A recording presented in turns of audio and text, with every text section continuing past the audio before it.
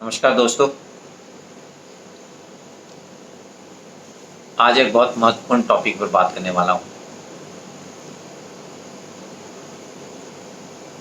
ये बात करूँ उससे पहले मैं एक छोटा सा श्लोक बोलना चाहूँगा। विष्णु स्तुति है, तो आप ध्यान से सुनिए। शांताकारं भुजगशयनं पद्मनाभं सुरेशं विश्वाधारं गगनसदृशं मेघवर्णं शुभांगं लक्ष्मीकान्तं कमलनयनं योगिविद्यानगम्यं वंदे विष्णु भव्यहरणं सर्वलोकैकनाथम्। भाइयों, आप सब समझ गए होंगे कि ये क्या है। ये है विष्णु स्तुति, छोटा श्लोक है। ये मैंने क्यों कहा? अगर आप कश्मीर में, जो आज भी है, आदि शंकराचार्य का आश्रम है, मठ जो उन्होंने बनाया था, वहाँ भी अगर जाएंगे तो वहाँ भी अगर विष्णु स्तुति होगी तो यही मंत्र बोला जाएगा। और आप चले जाइए रामेश्वरम में, वहाँ पर भी मंदिर में अगर विष्णु अर्चना होगी तो वहाँ भी यही बोला जाएगा।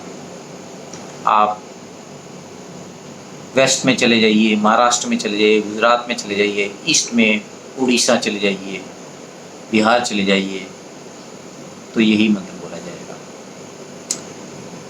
मैं ये क्यों बता रहा हूँ,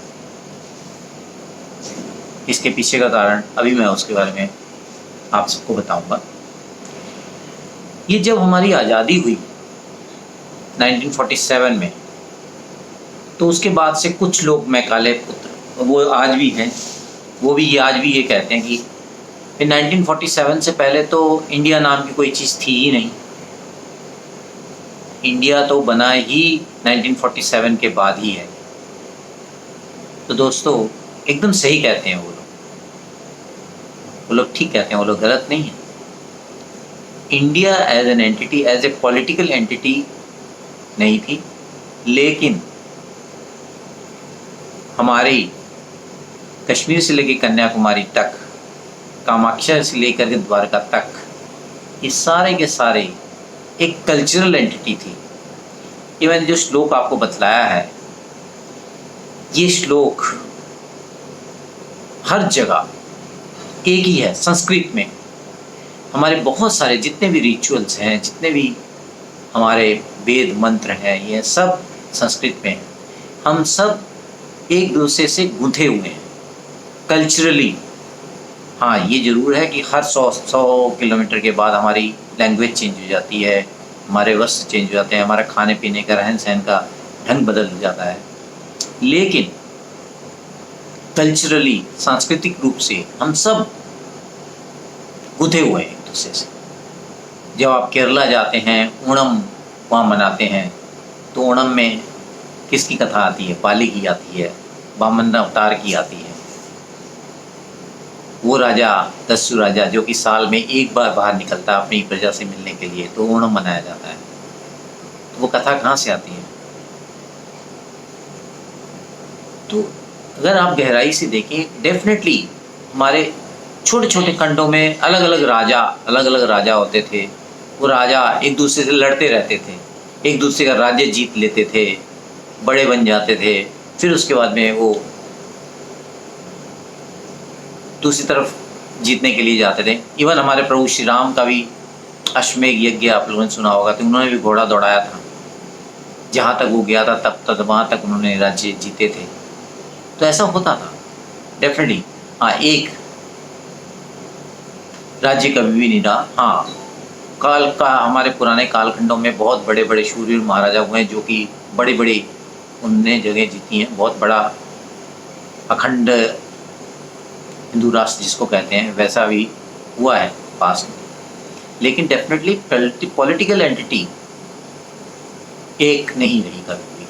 अलग अलग राजा अलग अलग कालखंड में होते रहे हैं, लेकिन सांस्कृतिक रूप से हम सब एक रहे हैं, एक ही सनातन धर्म को मानते रहे हैं। हम सब के बीच में एक लैंग्वेज हमेशा से रही है, जो कि संस्कृत है, जो कि प्राचीनतम लैंग्वेजेस में से एक है।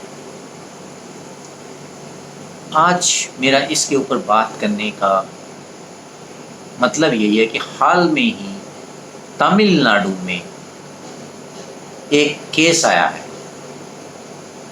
हाई कोर्ट में एक केस आया जिसमें कि पिटिशनर PIL एक लगी, जिसमें कि मंदिर, वहाँ के जो मंदिर हैं उनके पुरोहितों ने उन्होंने एक PIL दाखिल की कि हमारे ऊपर राज्य के द्वारा एक आदेश पारित किया गया है। राज्य में ने वहाँ क्या है, तमिलनाडु में एक Tamil Nadu Hindu religious charitable endowment act चलता है, जिसके अंडर में उन्होंने सारे मंदिरों को कर दिया है। पहली बात तो है कि ये केवल हिंदू मंदिरों को किया गया है, ना तो ये चर्चों के ऊपर लागू होता है, ना ये मस्जिदों के ऊपर लागू होता है। केवल हिंदुओं के लिए ये एंडोमेंट एक्ट बनाया हुआ है जो कि वहाँ के सारे मंदिरों को रेगुलेट करता है। तो वहाँ से एक आदेश आया पुरोहितों को कि आप लोग ये जो मंत्र उच्चार करते हैं संस्कृत में नहीं करेंगे, तमिल में करेंगे। तो इसके ऊपर PIL दाखिल की मंदिर के पुरोहितों ने। तो उसके ऊपर डिसीजन जो आया, वो डिसीजन के ऊपर मैं आज बात करना चाहता हूँ। उसमें उसकी वो जो PIL थी वो खारिज हो गई, उसको डिसमिस कर दिया गया चेन्नई हाई कोर्ट के द्वारा, ये कहते हुए कि इससे पहले भी एक केस ऐसे ही आया था जिसमें कि उन्होंने अपना डिसीजन दिया हुआ है। वो डिसीजन क्या था? वो डिसीजन ये था कि आप किसी के ऊपर कुछ भी थोप नहीं सकते ना। अगर डिवोटीज़ की, वहाँ जो भक्त हैं, वहाँ के जो लोग हैं, अगर वो नहीं चाहते हैं वैसा, तो आप कोई भी ऑर्डर ऐसा आप थोप नहीं सकते। तो उसी ऑर्डर के बेसिस पे ये PIL खारिज की गई, जिसमें कि ये कहा गया कि हम ऑलरेडी इसके ऊपर डिसीजन दे चुके हैं। तो इसका ये मतलब एक तरह से हुआ कि जो उन्होंने PIL अपनी दाखिल की थी वो उन्होंने मानी है। उन्होंने ये माना है कि कोई भी भक्त की जो इच्छा होगी वही होगा, वहाँ आप ऊपर से कोई भी आदेश अपना मतलब फोर्स नहीं कर सकते। तो दोस्तों ये तो हो गई सिंपल सी एक इंसिडेंस। अब इसके पीछे की कहानी वो समझनी बहुत ज़रूरी है। इसके पीछे की कहानी क्या है?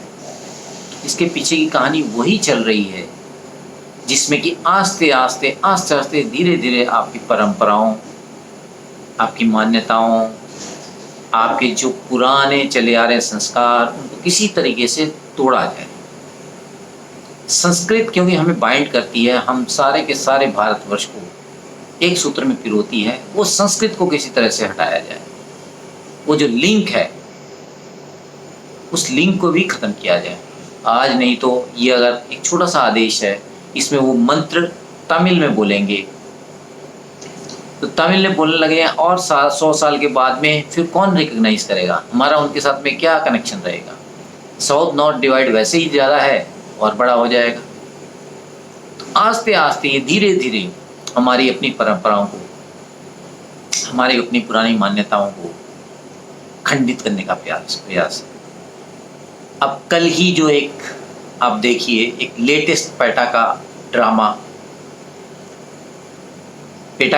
ये है कि बारात में जो घोड़ी चढ़ते हैं, जो घोड़े होते हैं, वो घोड़ों के ऊपर क्रूरलिटी होती है, तो इसको बैन करना चाहिए। आप देखिए, माने घोड़ी पे चढ़ के जाता है दूल्हा, तो उसके ऊपर भी इनको प्रॉब्लम है। लेकिन जो मुझे कहना नहीं चाहिए, लेकिन कहना पड़ता है, ऐसी जब आते हैं ये जो कुठाराघात होते हैं हमारी परंपराओं पे, तो हमें ये कहना पड़ता है जो बकरीद पे जो कटते हैं उसके ऊपर तो कभी पेटा कुछ नहीं कहता। केवल हमारे हिंदू रीति रिवाजों के ऊपर ही बोलना होता है या नाटक करना होता है। तो दोस्तों ये चीज़ें हम आजकल समझ पा रहे हैं, सोशल मीडिया के कारण हम सूचनाओं को आदान प्रदान कर पाते हैं, और डेफिनेटली इससे हमारी अवेयरनेस तो बढ़ी रही है और हमें पता भी चलता है कि ये कैसे सिस्टमेटिक तरीके से हमें कमज़ोर करना चाहते हैं, हमारी सोसाइटी को तोड़ना चाहते हैं। दोस्तों, हमें ये देखना है कि हम तो जी लेंगे, लेकिन हम अपने पीछे क्या छोड़ के जाएंगे।